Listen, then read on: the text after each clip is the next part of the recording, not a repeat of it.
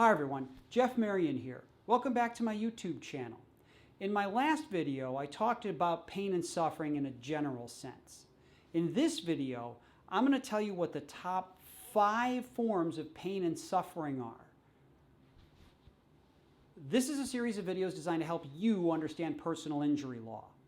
I do videos that will help you if you've been injured in a car crash, like this video, or if you've been injured in a fall, like this video.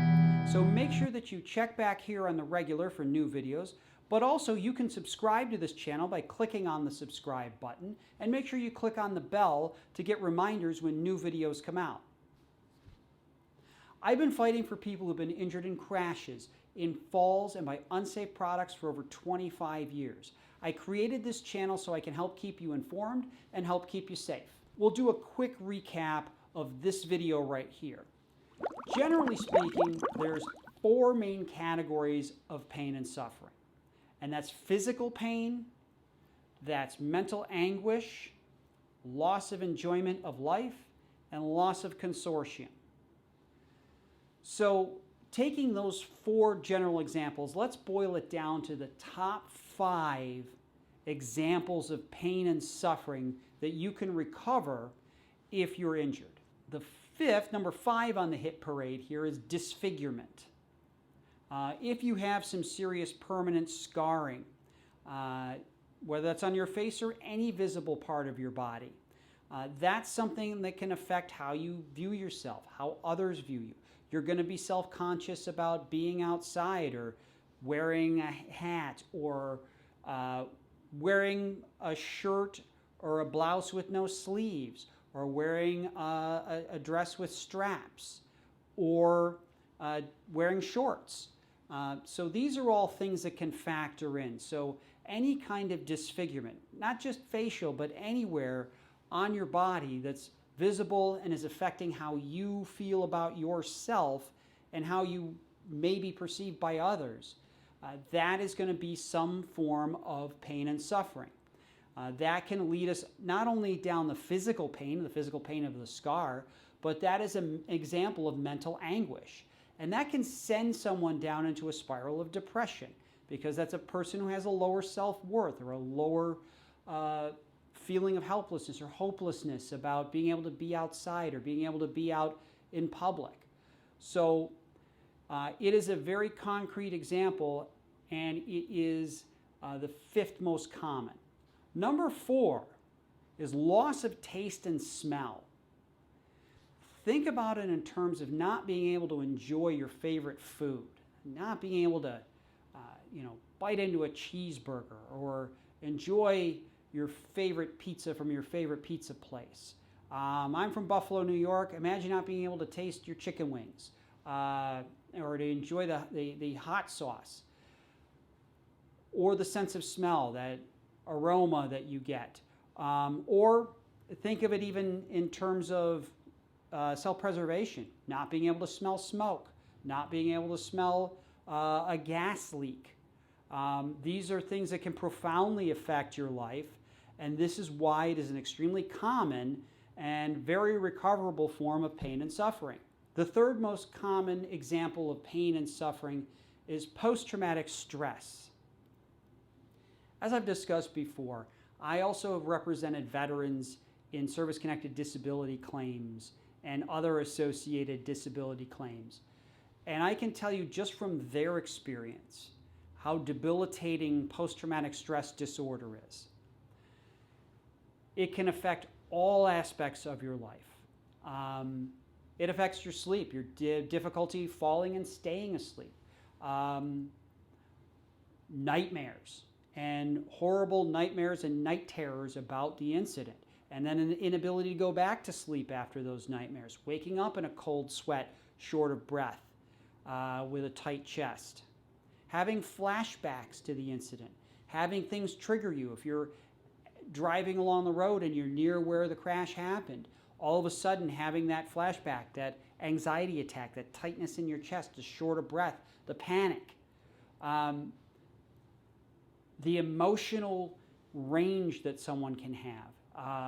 Someone with PTSD can fly into a rage like that on something that you might think is a throwaway comment or an innocuous word can have that person turn on a dime. And that can affect their ability to earn, to work, to interact. It can interact. It can ruin the family dynamic because you can have a person who isolates themselves from their families. You can have people self-medicating. I can tell you from my experience with war combat veterans, many of them will drink heavily if they have PTSD, because if they drink heavily enough, they pass out, and if they pass out instead of fall asleep, they don't have nightmares, or they don't remember the nightmares. So look for all of those signs. If you have a loved one or a friend who is isolating, who has a foreshortened sense of the future, well, I'm not going to be here much longer, still is having panic attacks, can't go out in public. These are all things that can profoundly affect someone's life. It can be disabling from work. Person may not be able to hold down a job. So post-traumatic stress, that is really the third most common example of pain and suffering in a personal injury lawsuit. What's your definition of pain and suffering? What do you think it is? What do you think a jury should award money for? Leave your thoughts in the comments section below. I check the comments on the regular, so I'm always interested in what you guys have to say out there. The second most common example of pain and suffering is a loss of sexual function. I don't think we need to spend a ton of time on it, but imagine not having any libido. Imagine not being able to be intimate with your spouse, with your significant other. Whether that is due to the injury itself, or whether that is a function of depression or post-traumatic stress, or some other mental barrier, a fear of being in pain while you're in the act. Those are things that can obviously affect, because that can go down and boil down to really affect your family dynamic, your personal relationships. It can ruin a marriage, it can ruin a relationship. And those are things that are recoverable as pain and suffering in this kind of case. I think the most common example and the most commonly used is the quality of life.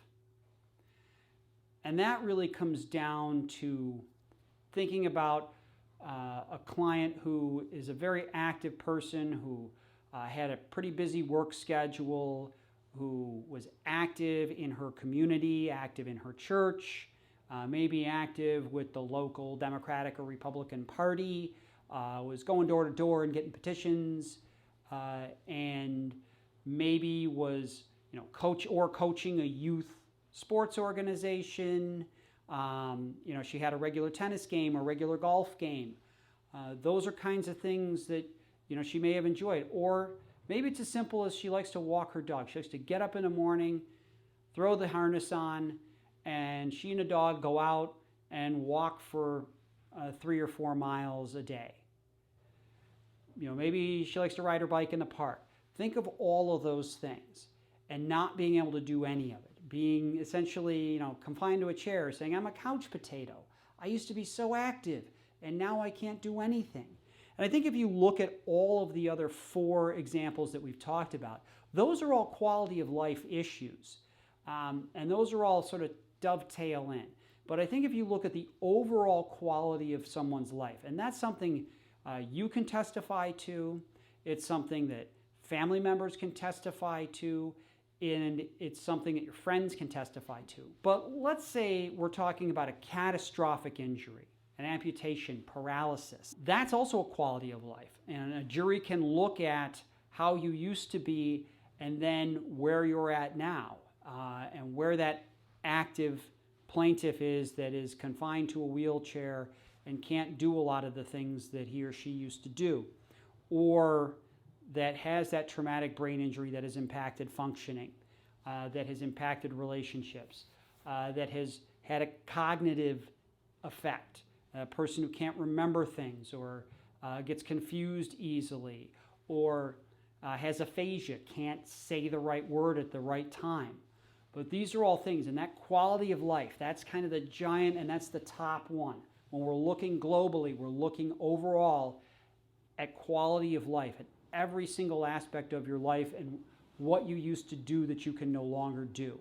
And that, my friends, is the number one example of pain and suffering. If you'd like to learn more about personal injury law, I've got a free PDF that will help you understand and navigate a personal injury case. Use the link below, and I've also put the link in the comments section to make sure that you get your free download. Also, if you have been injured in a crash or in a fall or by an unsafe product, contact me at the email address below or through my website, www.jeffmarionlaw.com, and I'll be happy to sit down with you for free and go over your case with you. I hope you enjoyed this video, and I hope that you found it helpful. If you did, click on the like button and make sure that you share it in your social media network. Also, I've got tons of videos out there on all kinds of subjects on personal injury, so make sure you click on that subscribe button and click on that bell to get notifications when new videos come out. And until next time, I'll see you.